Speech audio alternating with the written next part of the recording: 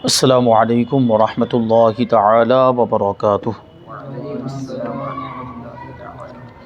نحمده ونصلی ونسلم علی رسولہ الکریم، اما بعد فاعوذ باللہ من الشیطان الرجیم، بسم اللہ الرحمن الرحیم۔ ان اللہ وملائکتہ یصلون علی النبی یا ایہا الذین آمنوا صلوا علیہ وسلموا تسلیما۔ اللہم صلی علی سیدنا و مولانا محمد معدن الجود والکرم وآلہ الکرام وابنہ الکریم وبارک وسلم صلاۃ و سلاما علیک یا رسول اللہ صلی اللہ تعالی علیہ وسلم۔ سود یعنی بیاج کا بیان جاری ہے، اور سود کی مذمت اور برائی میں اللہ تبارک و تعالیٰ نے قرآن پاک میں کیا ارشاد فرمایا، آیت کریمہ اس سے پہلے والے درس میں شامل کی گئی، اور سود کے حرام ہونے کی حکمتیں بھی بیان کی گئی۔ اب سود کی مذمت میں حضور پاک صلی اللہ علیہ وسلم نے کیا ارشاد فرمایا، حدیث میں کیا آیا، اس کو بیان کرتے ہیں کہ اللہ کے رسول صلی اللہ علیہ وسلم نے ارشاد فرمایا کہ رات میں نے دیکھا کہ میرے پاس دو شخص آئے اور مجھے زمین مقدس میں لے گئے۔ زمین مقدس یعنی پاکیزہ زمین، پاکیزہ سرزمین، اور اس سے مراد ہے بیت المقدس، فلسطین۔ کہتے ہیں کہ دو شخص، اللہ کے رسول فرماتے ہیں کہ دو شخص میرے پاس آئے رات میں اور مجھے بیت المقدس لے گئے، پھر ہم چلے یہاں تک کہ خون کے دریا پر پہنچے۔ یہاں ایک شخص کنارے پر کھڑا ہے، خون کے دریا کے کنارے پر، جس کے سامنے پتھر پڑے ہوئے ہیں، اور ایک شخص بیچ دریا میں ہے، یہ کنارے کی طرف بڑھا اور نکلنا چاہتا ہے کہ کنارے والے شخص نے ایک پتھر ایسے زور سے اس کے منہ پر مارا کہ جہاں تھا وہیں پہنچا دیا۔ یعنی جو خون کے دریا کے اندر جو آدمی ہے وہ باہر نکلنا چاہتا ہے، لیکن جیسے ہی وہ باہر نکلنے کی کوشش کرتا ہے تو کنارے پر جو دوسرا شخص کھڑا ہوا ہے اسے پتھر مار کے دوبارہ اندر ڈال دیتا ہے، اس کو واپس اندر وہیں پہنچا دیتا ہے جہاں وہ پہلے تھا۔ پھر جتنی بار وہ نکلنا چاہتا ہے کنارے والا منہ پر پتھر مار کر وہیں لوٹا دیتا ہے۔ میں نے پوچھا کہ یہ کون شخص ہے، تو کہا یہ شخص جو نہر کے اندر موجود، یعنی خون کی نہر میں موجود ہے، یہ سود خور ہے، سود کھانے والا، بیاج کھانے والا، اس کو یہ عذاب دیا جا رہا ہے۔ غالباً جو کنارے پر کھڑا وہ کوئی اللہ کا فرشتہ ہوگا جس کو اسی کام پر مقرر کیا گیا ہے کہ اس کو پتھر مارتا رہے، جب بھی وہ نکلنے کی کوشش کرے اس کو پتھر مار کر واپس اندر اس کو ڈھکیل دے، اس کو اندر واپس ڈال دے، جہاں تھا وہیں پہنچا دے۔ یہ اس کو عذاب ہو رہا تھا، سود خور کا عذاب اس حدیث پاک کے اندر بیان کیا گیا۔ اب سود کی تعریف بیان کرتے ہیں کہ سود کا مطلب کیا ہوتا ہے۔ کہتے ہیں کہ عقد معاوضہ، یعنی لین دین کے کسی معاملے میں جب دونوں طرف مال ہو اور ایک طرف زیادتی ہو کہ اس کے مقابل یعنی اس کے بدلے میں دوسری طرف کچھ بھی نہ ہو، تو یہ سود کہلاتا ہے۔ جیسے گیہوں کے بدلے میں گیہوں، ادھر بھی گیہوں ادھر بھی گیہوں، لیکن ایک طرف 5 کلو ہے دوسری طرف 6 کلو ہے، تو ایک طرف دونوں طرف مال ہے، گیہوں بھی مال، ادھر والا گیہوں بھی مال، ادھر والا گیہوں بھی مال، دونوں طرف مال ہے، اور یہ عقد معاوضہ ہے، یعنی گیہوں کے بدلے میں گیہوں کا لین دین ہو رہا ہے، اور اس میں ایک طرف 6 کلو ہے دوسری طرف 5 کلو ہے، تو جو 6 کلو میں 1 کلو زیادہ ہے اس کے مقابلے میں ادھر تو کچھ بھی نہیں ہے، اس کے مقابلے میں کچھ بھی نہیں، اس کے عوض میں کچھ بھی نہیں، تو یہ 1 کلو جو زیادہ گیہوں ہے وہ سود کہلائیں گے، وہ بیاج کہلائے گا۔ اور اسی طرح قرض دینے والے کو قرض پر جو نفع جو فائدہ حاصل ہو وہ سب بھی سود ہے۔ کیا مطلب ہوا کہ قرض دینے والے نے مثال کے طور پر سامنے والے کو 20,000 روپے دیے، اور شرط یہ لگائی کہ جب واپس کرنا تو 22,000 روپے دینا، تو 20,000 تو 20,000 کے بدلے میں ہو گئے، لیکن جو 2,000 تھے وہ کس کے بدلے میں؟ 2,000 بلا عوض ہو گئے، اس کے بدلے میں کچھ بھی نہیں، تو یہ 2,000 سود ہوں گے، اس کو بیاج کہا جاتا ہے۔ اب تعریف کی کچھ وضاحت کرتے ہیں، جو تعریف بیان کی، جو ڈیفینیشن بیان کی، اس کے تعلق سے اور کچھ باتیں بتاتے ہیں۔ کہتے ہیں کہ جو چیز ماپ یا تول سے بکتی ہو، جب اس کو اپنی جنس سے بدلا جائے، مثلا گیہوں کے بدلے میں گیہوں، جو کے بدلے میں جو لیے جائیں، اور ایک طرف زیادہ ہو تو یہ حرام ہے۔ دیکھیے جو چیزیں ناپ کر بیچی جاتی ہیں وہ، اور جو چیزیں تول کر بیچی یعنی جو چیزیں وزن سے بیچی جاتی ہے، ان کے اندر ربا کا تحقق ہوتا ہے، یعنی سود پایا جاتا ہے، لیکن کب؟ جب ان کو ایک ہی جنس کے اسی جنس کے بدلے میں بیچا اور خریدا جائے۔ مطلب جیسے یہاں مثال دی انہوں نے، اور میں نے ابھی آپ کو اس سے پہلے بھی جو مثال دی کہ گیہوں کے بدلے میں گیہوں، تو گیہوں جو ہے یہ پرانے زمانے میں حضور پاک صلی اللہ علیہ وسلم کے زمانے میں ناپ کر بیچا جاتا تھا، اور ہمارے زمانے میں تول کر بیچا جاتا ہے، یعنی وزن کر کے بیچا جاتا ہے۔ تو اس کے اعتبار سے اگر دیکھیں تو ناپی جانے والی چیزیں یا تول کر بیچی جانے والی چیزیں اگر ایک ہی جنس کے جیسے گیہوں کے بدلے میں گیہوں بیچا جا رہا ہے یا جو کے بدلے میں جو بیچا جا رہا ہے، اس میں اگر کمی زیادتی ہوگی تو وہ سود ہو جائے گا اور وہ حرام ہے۔ جیسے میں نے ابھی مثال کے ذریعے آپ کو سمجھایا کہ ایک طرف 5 کلو ہو، دوسری طرف 6 کلو ہو، تو جو زیادہ ہے وہ سود ہوگا، ربا ہوگا۔ اور اگر وہ چیز ماپ یا تول کی نہ ہو، یعنی اس کو ناپ کر بیچا نہ جاتا ہو، نہ ہی تول کر بیچا جاتا ہو، یا ایک جنس کو دوسری جنس سے بدلا ہو، تو سود نہیں۔ یعنی دو چیزیں یہاں پر سمجھ میں آ رہی ہے کہ سود کے تحقق کے لیے، سود کے پائے جانے کے لیے، بیاج کے پائے جانے کے لیے دو چیزوں کا ہونا ضروری ہے۔ پہلے نمبر پر دو شرطوں کا پایا جانا ضروری۔ پہلے نمبر پر تو یہ کہ وہ چیز جس کا لین دین ہو رہا ہے وہ یا تو ناپ کر بیچی جانے والی ہو یا تول کر بیچے جانے والی چیز ہو۔ ایک تو یہ ہو گیا کیلی یا وزنی، اس کو کیلی یا وزنی کہتے ہیں۔ کیل یعنی ناپنا اور وزنی یعنی تولنا، وزن کے ذریعے بیچی جاتی ہو یا ناپ کر بیچنا آپ کو سمجھ میں آ رہا ہے کہ نہیں آ رہا؟ وزن تو آپ کو سمجھ میں آ رہا ہوگا کہ ایک طرف جو ہے ترازو میں وہ سامان رکھ دیا، دوسری طرف وہ باٹ رکھ دیا، اس کو وزن کر لیا ترازو سے۔ یہ تو پرانے زمانے میں جو 2 پلے والا ترازو ہوتا تھا اس کا یہ حال۔ اب تو وہ الیکٹرک وہ ترازو آ گیا، اس میں نمبر چلتے ہیں، وہ ڈیجیٹل ترازو ہوتی ہے، وہ اس پر سامان رکھ دیا جائے تو وہ خود ہی بتا دیتا ہے کتنے گرام کتنے کلو ہے، تو اس سے اس کا وزن پتہ چل جاتا ہے۔ تو یہ وزن سے بیچنا ہوا۔ اور ناپ کر بیچنا ایسا ہوتا ہے، ہمارے زمانے میں بہت کم چیزیں ایسی اب رہ گئی ہیں جو ناپ کر بیچی جاتی ہوں۔ عام طور پر ساری چیزیں تول کر ہی بیچی جاتی، وزن کے اعتبار سے ہی بیچی جاتی ہیں۔ اب ہمارے زمانے میں عام طور پر جو سیال چیزیں ہیں، یعنی جو بہنے والی چیزیں، لکوڈ، وہ لکوڈ ہی ناپ کر بیچا جاتا ہے، یعنی وہ کلو سے، وہ 2 کلو وزن سے نہیں بیچا جاتا۔ جو لکوڈ جیسے تیل ہے تو تیل بیچا جاتا ہے کیسے؟ لیٹر کے اعتبار سے، 1 لیٹر اتنے کا، 2 لیٹر اتنے کا، تو وہ لیٹر کا پیمانہ ہوتا ہے۔ لیٹر کا ایک کوئی برتن ہوتا ہے، اس میں ڈالتے ہیں، اس کو ناپتے ہیں، یہ 1 لیٹر ہو گیا، اوپر تک بھر گیا تو پھر اس کو ایسے دے دیا جاتا ہے۔ عام طور پر ہمارے یہاں پہ دکاندار وہ اپنے پاس وہ پیمانہ نہیں رکھتے، وہ پیمانے بھی ختم ہو گئے۔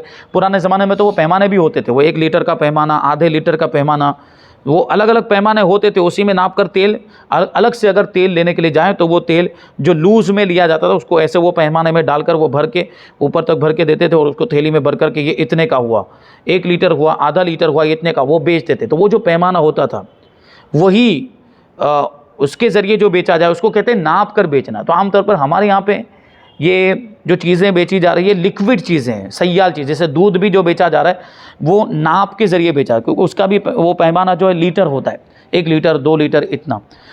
تو یہ چیزیں ناپ کر بیچی جا رہی ہیں اور تول کر، عام طور پر اکثر چیزیں تول کر بیچی جا رہی ہیں۔ تو پہلے تو یہ پایا جانا ضروری ہے کہ وہ چیز یا تو ناپ کر بیچے جانے والی ہو یا تول کر بیچے جانے والی، یعنی کیلی چیز ہو یا وزنی چیز ہو۔ اور دوسرے نمبر پر یہ ہے کہ جنس کا تبادلہ جنس سے ہو رہا ہو، یعنی ایک ہی جنس کی چیز دونوں طرف ہو۔ جیسے میں نے گیہوں کی مثال دی کہ ادھر بھی گیہوں ہے ادھر بھی گیہوں ہے، اب اس میں اگر کچھ کمی زیادتی ہو جاتی ہے تو وہ سود ہو جائے گا، وہ ربا ہو جائے گا۔ تو اس سے کیا پتہ چلا کہ اگر کوئی چیز ایسی ہو جو نہ ناپ کر بیچی جاتی ہے نہ تول کر بیچی جاتی ہے، جیسے کہ بہت ساری چیزیں ایسی ہوتی جو گن کر بیچی جاتی ہے، نہ ان کو وزن کیا جاتا ہے نہ ان کا کوئی پیمانہ ہوتا ہے۔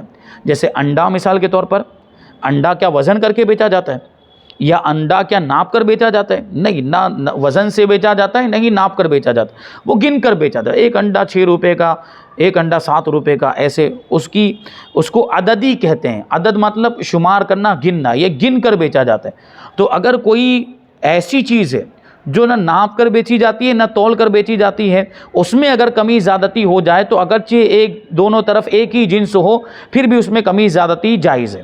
جیسے میں نے کہ انڈے والی مثال دی تو انڈا گن کر بیچا جاتا ہے، تو ایسی صورت میں مثال کے طور پر ایک طرف مرغی کا انڈا ہے دوسری طرف بطخ کا انڈا ہے، تو ادھر مرغی کے انڈے وہ 5 دے اور اس کے بدلے میں 6 انڈے بطخ کے حاصل کرے تو یہ جائز ہے، اگرچہ ایک انڈا بڑھ جا رہا ہے، لیکن چونکہ یہاں پر جو کیلی اور وزنی ہونے کی جو شرط ہے، یعنی ناپ کر بیچے جانے والی چیز ہو یا تول کر بیچے جانے والی چیز ہو، وہ شرط نہیں پائی جا رہی ہے، اس لیے ربا کا تحقق نہیں ہوگا۔ یہاں پر ایک شرط کے نہ پائے جانے کی وجہ سے اس کو سود نہیں کہا جائے گا۔ عددی چیز ہے، اگر شمار کر بیچی جانے والی چیز ہے یا جو ہے کہ وہ کیا کہتے ہیں اس کو، گن کر بیچے جانے والی چیزیں. اسی طرح کچھ چیزیں ایسی ہوتی ہیں جو گز سے بیچی جاتی ہے، گز کے ذریعے ناپ کر بیچی جاتی ہے، تو وہ بھی اس میں نہیں آئے گی. کوئی پیمانے میں ناپی جاتی ہو تو وہ الگ چیز ہے، جو گز کے ذریعے ناپی جاتی ہو تو وہ اس کا حکم یہ نہیں ہوگا. تو ابھی آگے دیکھیں، اس کو کہتے ہیں کہ عمدہ اور خراب کا یہاں کوئی فرق نہیں، یعنی تبادلہ جنس میں ایک طرف کم ہے مگر یہ اچھی ہے، دوسری طرف زیادہ ہے وہ خراب ہے، جب بھی سود اور حرام ہے. کیونکہ ظاہر سی بات ہے، ایک ہی جنس کے بدلے میں آدمی ایک ہی جنس کا لین دین اور تبادلہ کیوں کرے گا؟ ادھر بھی گیہوں ادھر بھی گیہوں کیوں لے گا دے گا؟ بھائی ایک طرف خراب ہوں گے دوسری طرف اچھے ہوں گے تبھی تو لین دین کرے گا، ورنہ کیا مطلب ایک ہی کوالٹی کے ہیں، ادھر بھی جو گیہوں ہیں وہ بھی اسی کوالٹی کے جو ادھر ہیں، تو پھر لین دین کرنے کا کوئی مطلب ہی نہیں. لین دین کرنے کا مقصد ہی وہاں پر یہ ہوگا کہ ایک طرف گھٹیا ہوگا ایک طرف عمدہ ہوگا، الگ الگ کوالٹی ہوگی تبھی تو بیچیں گے. ہاں کبھی ایسا ہو سکتا ہے کہ دونوں طرف اچھے ہیں، عمدہ کوالٹی کے ہیں لیکن قسم الگ ہے، گیہوں بھی الگ الگ ٹائپ کے ہوتے ہیں، تو اس وجہ سے اس کا تبادلہ ہو رہا ہے. ورنہ عام طور پر ایک جنس کے بدلے میں ایک جنس کا تبادلہ نہیں کرتے، ایکسچینج نہیں کرتے، ادھر بھی گیہوں ہو ادھر بھی گیہوں ہو، عام طور پر ایسا نہیں ہوتا. یہ پرانے زمانے کے اعتبار سے باتیں چل رہی ہے کہ پرانے زمانے میں اس طرح چیزوں کا تبادلہ ہوتا تھا، ایک چیز دے کر دوسری چیز لے لیتے تھے. ہمارے یہاں پہ عام طور پر خرید و فروخت کیسی ہوتی ہے؟ روپیہ پیسہ دے کر چیز کو خریدا جاتا ہے. ہمارے یہاں پہ عام طور پر ایسا ہوتا ہے. دو جنس سے تو تبدیلی ہو گئی ہے، یعنی روپیہ پیسہ دے کر چیز خریدیں اور اس کے مقابلے میں جو بھی قیمت طے ہو وہ ادا کر دی جائے، چاہے کم ہو یا زیادہ ہو. یہاں کوئی سود نہیں، یہاں کوئی بیاج نہیں ہے، یہاں کوئی ربا نہیں ہے. لیکن ایک ہی جنس کے بدلے میں ایک ہی جنس کا تبادلہ ہو رہا ہو، سیم ہے چیزیں ہوں دونوں طرف، تو اس میں اگر کمی زیادتی ہوگی تو ربا ہو جائے گا، سود ہو جائے گا جو کہ حرام ہے. جبکہ کیلی یا وزنی چیز کا تبادلہ ہو رہا ہو اور اس میں عمدہ یا خراب نہیں دیکھا جائے گا، گھٹیا یا کھرا کھوٹا نہیں دیکھا جائے گا. تو یہ بات ہو گئی. اور کہتے ہیں آگے کہ لازم ہے کہ دونوں ماپ یا تول میں برابر ہوں، جو میں نے ابھی عرض کیا. جس چیز پر سود کی حرمت کا دار و مدار ہے وہ قدر و جنس ہے. قدر و جنس ہے، قدر کا مطلب ہے وزن یا ماپ، وزن کر کے بیچی جاتی ہو یا ماپ کر، اور جنس مطلب دونوں طرف ایک ہی طرح کی چیزیں ہوں. سود حرام ہے اور اس کی حرمت کا انکار کرنے والا کافر ہے. اس کی حرام ہونے کا اگر کوئی انکار کر دے تو وہ کافر ہو جائے گا، کیونکہ سود کو قرآن پاک میں حرام فرمایا گیا، حدیث میں حرام فرمایا گیا. تو ابھی جو اس کی حرام ہونے کا انکار کرے وہ قرآن اور حدیث کا انکار کرتا ہے، اور جو قرآن و حدیث کا انکار کرے وہ کیا ہو جاتا ہے؟ کافر ہو جاتا ہے. جس طرح سود لینا حرام ہے سود دینا بھی حرام ہے.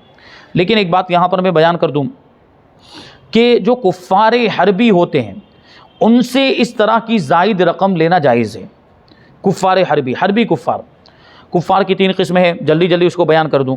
ایک کافر وہ ہوتا ہے جو ذمی ہوتا ہے، دوسری قسم کافر کی مستامن، اور تیسری قسم کافر کی حربی. اب اس کو سمجھاؤں. ذمی کافر کا مطلب ہوتا ہے جو اسلامی حکومت میں ٹیکس ادا کر کے رہتا ہو. ملک ہمارا ہے، مسلمانوں کا ملک ہے، بادشاہ بھی مسلمان ہے، اسلامی بادشاہ، اس میں اگر کوئی کافر رہتا ہے تو اس کو ٹیکس ادا کرنا پڑے گا. ایسے کافر کو ذمی کافر کہتے ہیں. اور مستامن کافر کا مطلب کیا ہوا کہ وہ اسلامی حکومت میں رہتا تو نہیں لیکن آیا ہے اور اس کو امان دیا گیا، اسلامی حکومت کی طرف سے اس کو امان دیا گیا. یعنی مطلب کیا ہوا کہ ہم تمہاری حفاظت کے ذمہ دار، حکومت کی طرف سے یہ پروانہ مل گیا اس کو کہ ہم تمہاری حفاظت کے ذمہ دار کیونکہ تم ہمارے ملک میں آئے. یہ چیز جو ہے یہ بالکل ویزا کی طرح، جو اس زمانے میں ویزا ہوتا ہے کہ کسی دوسرے ملک میں جائے تو اس ملک کا ویزا لینا پڑتا ہے. تو ویزا لینے کا مطلب یہ ہوتا ہے کہ ہم آپ کے ملک میں آنا چاہتے ہیں تو ہم کو اجازت ہے کہ نہیں، اور ہم جب آئیں گے تو ہم کو حقوق فراہم ہوں گے کہ نہیں، یعنی ہماری حفاظت کی ذمہ داری حکومت لے گی کہ نہیں، تو وہ ویزا دیتے ہیں. تو یہ وہی مطلب ہوتا ہے کہ حکومت پھر ہماری حفاظت کی ذمہ داری لیتی ہے اور اس نے ہمیں وہاں آنے کی اجازت دی.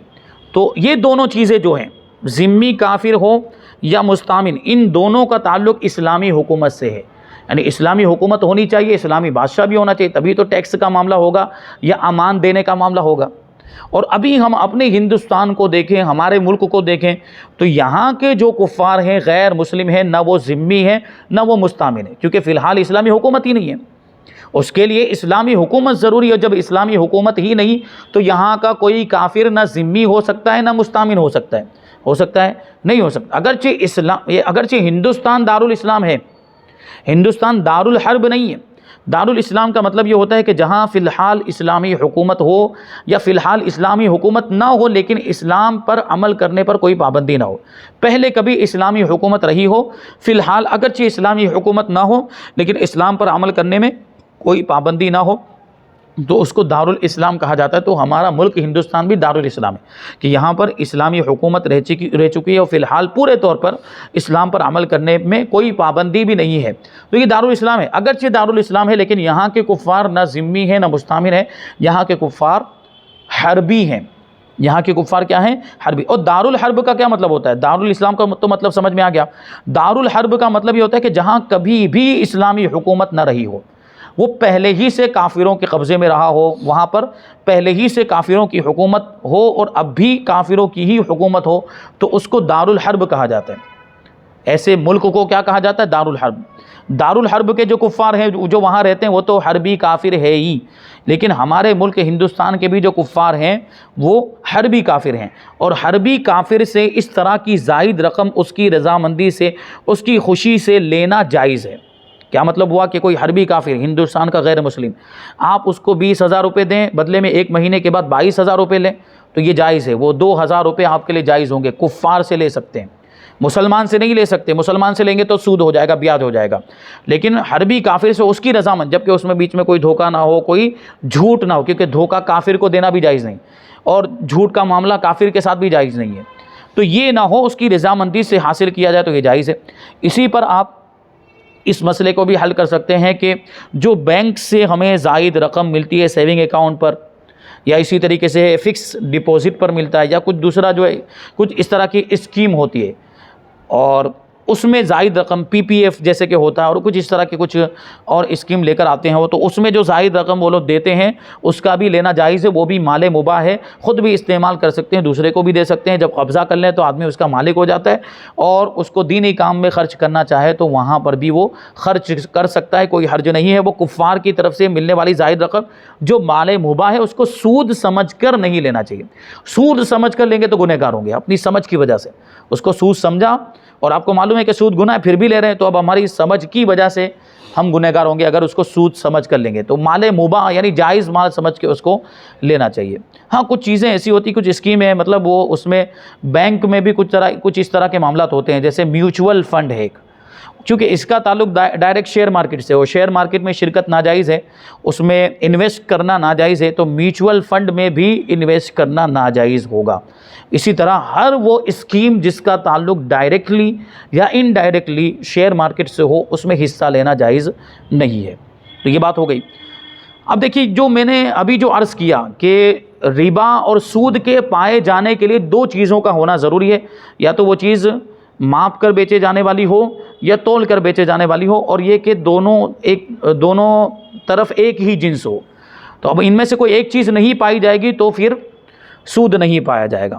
تو اس کے تعلق سے ایک مسئلہ ہے، کہتے ہیں کہ بس اسٹاپ پر جو لوگ کھلے پیسے دیتے ہیں وہ 100 روپے کے نوٹ لے کر 90 کے سکے دیتے ہیں، کیا اس طرح کرنا جائز ہے؟ کہیں یہ سود تو نہیں ہے؟ کبھی ایسا ہوتا ہے ہمیں بھی اگر چلر کی ضرورت پڑتی ہے تو ہم 100 کا نوٹ دے کر 90 حاصل کرتے ہو، 10 روپے کاٹ لیتا ہے، وہ 90 کے ہی سکے دیتا ہے ہمیں، 100 روپے کا نوٹ لے لے گا اور بدلے میں 90 کے سکے دیے اس نے، تو یہ تو کم زیادہ ہو گیا نا۔ یہاں پر آپ غور کریں، تو میں نے جو ابھی بات بتائی اگر اس کے اعتبار سے آپ سوچیں گے تو مسئلہ سمجھ میں آ جائے گا۔ غور کرنا ہے ہم کو کہ روپیہ، پیسہ اور سکے، پہلے تو دیکھیں دونوں چیزیں الگ الگ ہو گئی، ایک طرف نوٹ ہے دوسری طرف سکے ہیں، تو جنس ہی تبدیل ہو گئی۔ ایک جیسی چیز ہونی چاہیے، تو سکے الگ جنس ہیں اور نوٹ الگ۔ نوٹ کاغذ کا ہے، سکے کاہے کے بنے ہوئے ہوتے ہیں؟ کسی بھی دھات کے بنے ہوئے ہوتے ہیں، یا تو اسٹیل کے بنے ہوں گے یا لوہے کے بنے ہوئے ہوں گے۔ تو دونوں طرف دیکھیے یہاں پر معاملہ، اب پرانے زمانے کے اعتبار سے سکے دیکھے تو سونے چاندی کے ہوتے تھے، ہم اپنے زمانے کی بات کر رہے ہیں، تو جنس ہی تبدیل ہو گئے، اس لیے کمی زیادتی جائز ہے یہاں پر کمی زیادتی جائز۔ اور اب ایک اور دوسری شرط دیکھیں یہاں پر کہ یہ کیسے بیچے جاتے ہیں، سکے اور نوٹ۔ پہلی بات تو سکے اور نوٹ بیچے نہیں جاتے، ہاں ان کا تبادلہ ہوتا ہے۔ اگر بائی چانس ان کو بیچا جائے تو کیسے بیچا جائے گا؟ سکوں کو مثال کے طور پر، سکوں کو بائی چانس بیچا جائے، جیسے پرانے سکے بکتے ہیں، حالانکہ اس کا چلن ہی بند ہو گیا تو اب وہ سمن کے حکم میں رہیں گے نہیں اگر وہ پرانے سکے ہو، لیکن اگر اس کو بیچتے ہیں تو کیسے بیچتے ہیں؟ گن کر بیچتے ہیں، 1 2 3 4 5 اس طرح جو ہے۔ تو اس کا کیا مطلب ہوا کہ نہ وہ ناپ کر بیچے جانے والے ہیں سکے، نہ ہی وزن کر کے بیچے جانے والے ہیں، اس کا مطلب ہوا کہ وہ گن کر بیچے جانے والی چیزیں یعنی عددی چیزیں۔ تو یہ شرط بھی نہیں پائی گئی، دونوں شرطیں نہیں پائی گئی ہے، تو اب اگر اس میں کمی زیادتی بھی ہوگی تو وہ جائز ہے۔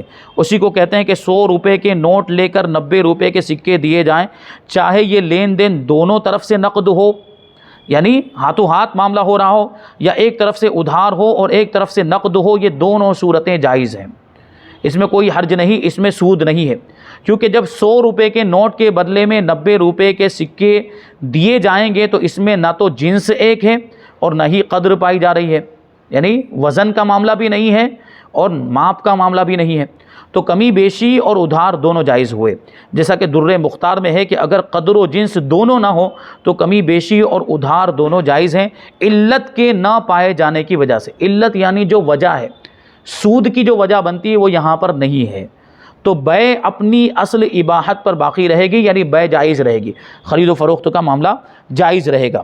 لیکن یہ بات ذہن میں رہے کہ یہ حکم نوٹ کے بدلے میں سکوں کا ہے، کہ اس میں ایک طرف سے ادھار جائز ہے۔ اگر 100 روپے کے نوٹ کے بدلے میں 90 روپے کے نوٹ دیے جائیں تو یہ اس وقت جائز ہوگا جب دونوں طرف سے نقد ہو، کیونکہ اب دیکھیں یہاں پہ اگرچہ نوٹ کا بھی معاملہ ایسا ہے کہ نہ وہ کیلی چیز ہے نہ وہ وزنی چیز ہے، نوٹ کو نہ ماپ کر بیچا جاتا ہے نہ تول کر بیچا جاتا ہے، تو ایک شرط تو نہیں پائی گئی، لیکن دوسری شرط پائی جا رہی ہے کہ نوٹ کے بدلے میں نوٹ ہے، یعنی ایک ہی جنس پائی جا رہی، دونوں طرف سیم چیز ہے، تو ایسی صورت میں اگر ہاتھوں ہاتھ معاملہ ہو تو جائز ہے، لیکن اگر ادھار معاملہ ہو تو ناجائز ہو جائے گا، کیونکہ یہ تو قرض ہو گیا۔ آپ نے ایک طرف سے 20 روپے دیے اور کہا کہ ایک مہینے کے بعد 25 روپے دینا، تو یہ ادھار ہو گیا، اور یہی تو قرض ہے، اور قرض میں کمی زیادتی ہو تو وہ حرام ہو جاتی، وہ سود ہے، وہ بیاج ہے۔ اگر کسی مطلب ایک طرف ادھار ہے تو وہ بھی جائز نہیں ہوگا، کیونکہ اس میں جنس ایک ہی ہے کہ دونوں طرف نوٹ ہے، لیکن قدر نہیں پائی جا رہی ہے، تو اس صورت میں اگرچہ کمی بیشی جائز ہے لیکن ادھار جائز نہیں ہے، اگر ہاتھوں ہاتھ لین دین ہو تو جائز ہے۔ جیسا کہ در مختار میں ہے کہ اگر قدر و جنس میں سے کوئی ایک چیز پائی جائے، یعنی صرف قدر پائی جائے یا صرف جنس پائی جائے، تو اب کمی بیشی جائز ہے اور ادھار اب بھی حرام ہے، یہ بات ذہن میں رہنی چاہیے۔ اور اس کے ذریعے سے کچھ لوگ اس مسئلے کا غلط یوز کرتے ہیں اور سود مطلب اس طریقے سے غیر قانونی کام کرتے ہیں۔ مطلب یہ تو دیکھیں شریعت کے اعتبار سے تو کہہ دیا گیا کہ نوٹ کے بدلے میں نوٹ ہاتھوں ہاتھ لیے جائیں اور کم زیادہ ہو تو اس میں سود نہیں ہوگا، اس میں ربا نہیں، اس میں بیاج نہیں، وہ جائز ہے۔ جیسے اگر ہاتھوں ہاتھ میں ان کو 50 روپے دوں اور اس کے بدلے میں فوراً اسی وقت 60 روپے لے لوں تو یہ جائز ہے، یہ سود میں نہیں آئے گا فوراً لینے میں، کیونکہ یہاں پر دیکھیں کہ جو نوٹ کا تبادلہ ہو رہا ہے، ادھر بھی نوٹ ہے ادھر بھی نوٹ ہے، میں نے ان کو 50 کا نوٹ دیا، بدلے میں انہوں نے مجھے 60 روپے دیے، مطلب ایک 50 کا نوٹ دیا اور ایک 10 کا نوٹ دیا، تو وہ نوٹ ہی تھے، تو جنس تو اگرچہ ایک ہے لیکن قدر نہیں پائی جا رہی، یعنی نوٹ نہ کیلی چیز ہے نہ وزنی چیز ہے، نہ یہ ناپ کر بیچے جانے والی چیز ہے نہ یہ تول کر بیچے جانے والی چیز ہے۔ اسی وجہ سے نوٹ بندی کے موقع پر، جب نوٹ بند ہوئی تھی اس وقت اس طریقے سے نوٹ کا تبادلہ نوٹ کے ذریعے ہو رہا تھا، دونوں طرف ایک ہی جنس تھی، وہاں اگر ہاتھوں ہاتھ وہ معاملہ ہو تو جائز تھا، لیکن علماء پھر بھی اسے منع کر رہے تھے، کیوں؟ کیونکہ وہ غیر قانونی عمل ہے، شریعت اگرچہ اس کو جائز کہہ رہی ہے، شریعت یہ جائز کہ ہاتھوں ہاتھ ہو تو یہ جائز ہے، ادھار ہو تو حرام ہو جائے گا، کہ میں ان کو 50 روپے دوں اور پھر 10 دن کے بعد میں کہوں کہ 10 دن کے بعد آپ کو 60 روپے دینے پڑیں گے، تو جو 10 روپے جو زائد میں لوں گا وہ ہوگا سود، وہ ہوگا بیاج، جب اس کے اندر ادھار ہو، جب اس کے اندر مدت رکھ دی جائے تب۔ لیکن ہاتھوں ہاتھ ہو اور کمی زیادتی ہو نوٹ کے بدلے میں نوٹ کے اندر تو اس میں وہ جائز ہوتا ہے، لیکن یہ عمل غیر قانونی ہے، یہ عمل غیر قانونی، جیسے کہ نوٹ بندی کے ٹائم پہ وہ اللیگل تھا، وہ اس طریقے سے تبادلہ کرنا، پرانے نوٹ دے کر نئے لینا، پرانے زیادہ نوٹ لے لینا، نئے کم دینا، تو وہ غیر قانونی تھا، تو غیر قانونی کاموں سے بھی بچنے کا حکم ہے، کیونکہ اگر غیر قانونی کام ہم کریں گے، اس کا ارتکاب کریں گے تو اس میں کیا ہوگا، ہمیں سزا بھگتنی پڑے گی، یعنی یا تو ہم تکلیف میں پڑ جائیں گے، اذیت کا سامنا ہوگا، یا پھر یہ کہ ہم ذلیل ہوں گے، اس میں جب قانونی کارروائی ہوگی تو ذلیل ہونا پڑے گا۔ تو وہ حکومت کا وہ قانون جو شریعت سے ٹکراتا نہ ہو تو اس کی پابندی اس اعتبار سے لازم ہوتی ہے کہ اس کے خلاف کرنے میں اپنے آپ کو تکلیف میں ڈالنا ہوتا ہے یا اپنے آپ کو ذلیل کرنا ہوتا ہے، اس وجہ سے ایسا کام اگر غیر قانونی ہو، اللیگل ہو تو نہیں کرنا چاہیے، اس سے بچنا چاہیے۔ تو یہاں پر یہ بات مکمل ہوئی، اب اس کے بعد ہے بعض مروجہ ناجائز تجارتوں کا بیان، یعنی بہت سی ایسی تجارتیں ہیں، بہت سے ایسے کاروبار ہیں جو شریعت کے اعتبار سے ناجائز ہیں، تو اس کی نشاندہی کریں گے، آگے بتائیں گے انشاءاللہ تبارک و تعالیٰ، اس کو ہم آئندہ درس میں شامل کریں گے۔ اللہ تبارک و تعالیٰ کی بارگاہ میں دعا ہے کہ جو کچھ بھی بیان ہوا اس پر ہم سب کو عمل کرنے کی توفیق عطا فرمائے۔ وما علینا الا البلاغ۔ السلام علیکم۔